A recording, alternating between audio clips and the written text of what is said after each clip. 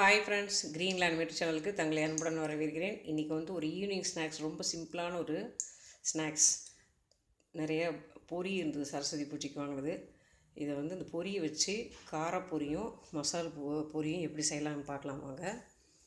பாருங்கள், காரப்பொரி பண்ணுறதுக்கு தேவையான பொருட்கள் வச்சுருக்கேன். பொரி, அப்புறம் கடுகு, உளுத்தம்பருப்பு, கடலைப்பருப்பு, மஞ்சத்தூள், பொட்டுக்கடலை, வரமிளகா, கருவேப்பிலை, இதெல்லாம் வச்சுருக்கேன். மசால் பொரிக்கு பொரி, தக்காளி வந்து விதையை எடுத்துகிட்டு சின்ன சின்னதாக கட் பண்ணியிருக்கேன். கேரட் துருவல், கருவேப்பிலை, கொத்தமல்லி இலை இல்லை, அப்புறம் பெரிய வெங்காயம் சின்ன சின்னதாக நறுக்கி வச்சுருக்கேன். இப்போ ஃபஸ்ட்டு காரப்பொரி எப்படி பண்ணுறதுன்னு பார்க்கலாம். ஒரு வாணலி எப்பயும் போல் அடுப்பில் வச்சுட்டு தேங்காய் எண்ணெய் ஊற்றிக்கணும். தேங்காய் எண்ணெய் ஊற்றிட்டு எப்பயும் போலயே கடுகு, கொஞ்சம் கடுகு போட்டுக்கிறோம், கொஞ்சம் உளுத்தம்பருப்பு போட்டுக்கிறோம், கொஞ்சம் கடலைப்பருப்பு போட்டுக்கிறோம், மஞ்சள் பொடியும் அதுலேயே போட்டுக்கிறோம்.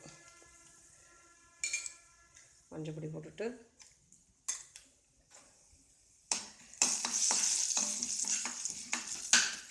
கொஞ்சம் ஃப்ரை ஆகிற வரலும் வெயிட் பண்ணுறோம்.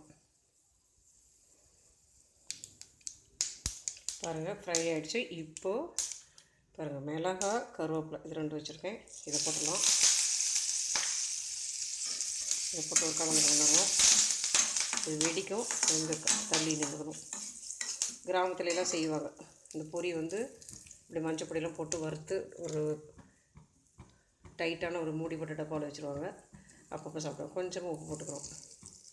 ஏன்னா பொரியில் ஏற்கனவே உப்பு இருக்கும், அதனால் உப்பு அதிகமாக போடக்கூடாது.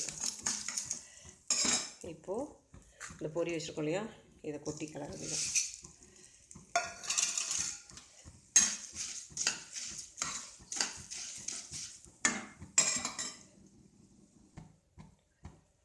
பாருங்கள், ஒரு 2 நிமிஷம் இப்படி கலந்துட்டால் நம்மளுக்கு காரப்பொரி ரெடி ஆகிடுச்சு. இது நல்லா மொறு கிறிஸ்பியாக இருக்கும். இப்போ ஒரு பவுலில் நம்ம மாற்றிக்கிறோம்.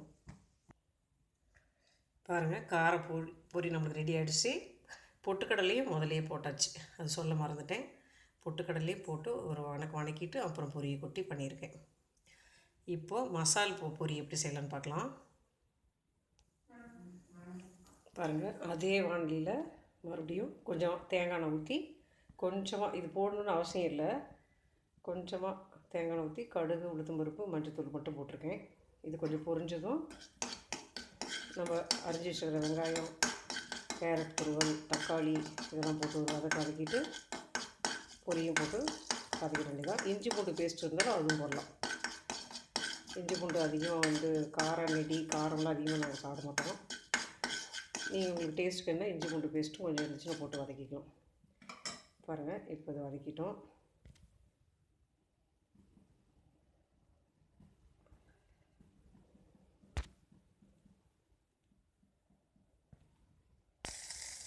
பாருங்கள், வெங்காயம் போட்டு ஒரு வதக்கிட்டேன். இதெல்லாம் இப்படி வதக்கணும் கூட அவசியம் இல்லை, அப்படியே எல்லாமே பச்சையாகவே ராவாகவே போட்டு கலந்து சாப்பிடலாம், அதுவும் நல்லா டேஸ்ட்டாக இருக்கும்.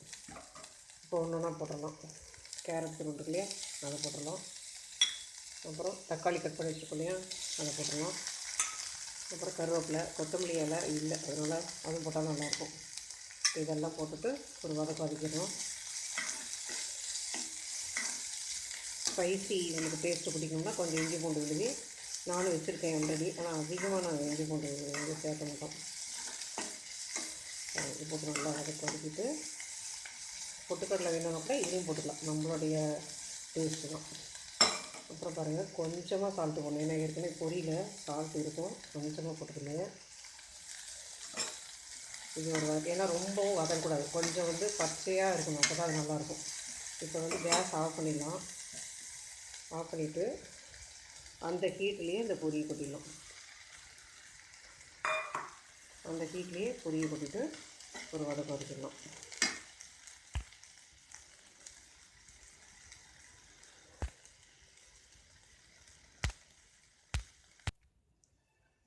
பாருங்கள், சுவையான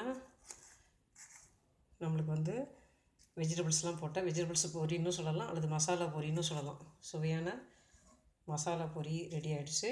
இது உடனே சாப்பிடணும், ஏன்னா இது வந்து நம்ம வெங்காயம்லாம் போட்டுக்கிறதுனால நமுத்து போய்டும். இது உடனே இப்போ சாப்பிடலாம். இது வந்து ஒரு டப்பாவில் போட்டு வச்சுக்கிட்டா எத்தனை நாள் வேணாலும் நல்லாயிருக்கும். இது காரப்பொரி, இது மசாலா பொரி. இந்த ரெசிபி உங்களுக்கு பிடிச்சிருக்குன்னு நினைக்கிறேன். பிடிச்சிருந்தா லைக் பண்ணுங்கள், ஷேர் பண்ணுங்கள், கமெண்ட் பண்ணுங்கள். சப்ஸ்கிரைப் பண்ணுங்கள். அடுத்த டிஃப்ரெண்ட் வீடியோவில் பார்க்கலாம். ஓகே ஃப்ரெண்ட்ஸ், பாய்.